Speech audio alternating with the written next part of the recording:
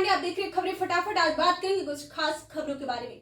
सिवान में सड़क हादसा, 3 की मौत। अनियंत्रित मिनी ट्रक ने सड़क किनारे खड़े ट्रक को मारी टक्कर। मरने वाले में 2 यूपी निवासी। सिवान के गुठनी थाना क्षेत्र के गुठनी मोड़ के समीप शुक्रवार रात भीषण सड़क हादसा हुआ।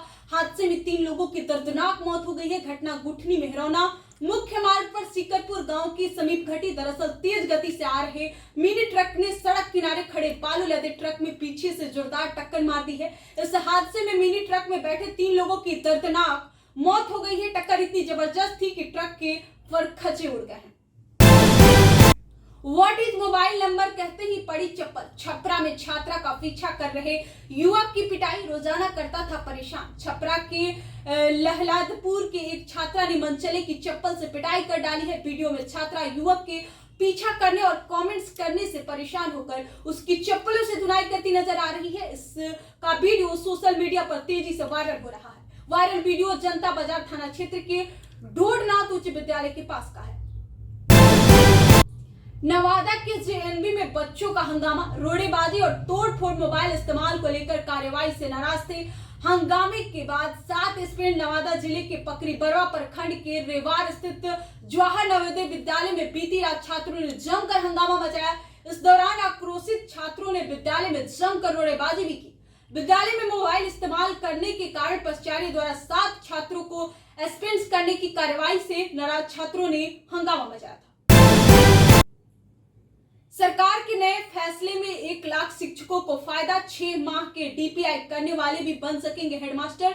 बीपीएससी की वैकेंसी में कर सकेंगे आवेदन। बिहार सरकार ने 6 माह के संवर्धन कोर्स के साथ डीपीआई डीएलएड के समक्ष मान्यता दे दी है। इससे राज्य के लगभग 1 लाख शिक्षकों को फायदा पहुंचेगा। अब जिन्होंने 6 माह के एक संवर्धन कोर्स किया है, ऐसे डीपी योग्यताधारी शिक्षकों की प्रधान शिक्षक हेडमास्टर बन सकेंगे। बता दें कि शिक्षा विभाग ने वर्ष 2003 से 2015 तक की अवधि में नियुक्त प्रशिक्षित शिक्षकों को सेवाकालीन प्रशिक्षण देने की व्यवस्था की।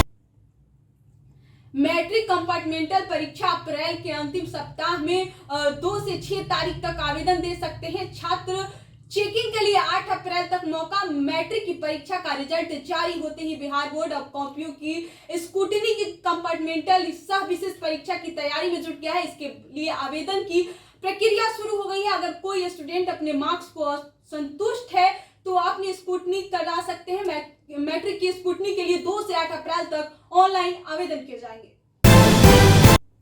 श्रीलंका में इमरजेंसी कोलंबो में सेना तैनात। कड़ी सुरक्षा के बीच खुले दुकानें ईंधन की विलंबित दूर कराने भारत भेजा 40,000 टन डीजल। श्रीलंका की गहराती आर्थिक समस्या के बीच राष्ट्रपति गोताबाया राजपक्षे ने शुक्रवार को आपातकाल का ऐलान कर दिया। आदेश में कहा गया है कि देश की सुरक्षा और आवश्यक सेवाओं की आपूर्ति की रेखा खाव के लिए फैसला लिया गया है। इसके बाद पूरे देश में सुरक्षा बढ़ा दी गई है। शनिवार को राजधानी कोलंबो में सेना की तैनाती के बीच दुकानों खोली गई ताकि लोग जरूरी सामान खरीद सके। राज्यसभा में बीजेपी की सेंचुरी। बीजेपी ने 42 साल बाद मोदी शाह की अगुवाई ने बनाया रिकॉर्ड। मोदी शाह राज्य में राज्यसभा में पहली बीजेपी सेंचुरी मारी है। उच्च सदन में बीजेपी ने रिकॉर्ड कायम करते हुए अपने सांसदों की संख्या 101 कर ली है। 214 के बाद ज्यादा तेजी आई और इस दौरान पार्टी के 46 सांसद जोड़े। गौरतलब है कि 6 अप्रैल 1980 को बीजेपी के नींव रखी गई। पार्टी ने 42 साल का सफर तय करते हुए राज्यसभा में उपलब्धि हासिल की है। इससे पहले कांग्रेस ने जादुई आंकड़ा 1988 में टच किया था और महज 2 साल इस शिखर पर ही थी। ट्रेन से नेपाल जाने के लिए पासपोर्ट होगा अनिवार्य। भारत और नेपाल के बीच बहुप्रतीक्षित पैसेंजर ट्रेन सेवा की शुरुआत शनिवार 2 अप्रैल 2022 से हो गई है। भारत के प्रधानमंत्री नरेंद्र मोदी और नेपाल के प्रधानमंत्री शेर बहादुर देउबा ने संयुक्त रूप से ऐतिहासिक ट्रेन को हरी झंडी दिखाकर रवाना किया है। दोनों देश के प्रधानमंत्री ने वर्चुअल तरीके से ट्रेन सेवा का फिर से आगाज किया है। नेपाल के प्रधानमंत्री शेर बहादुर देउबा इस मौके पर भारत की राजधानी दिल्ली में मौजूद रहे।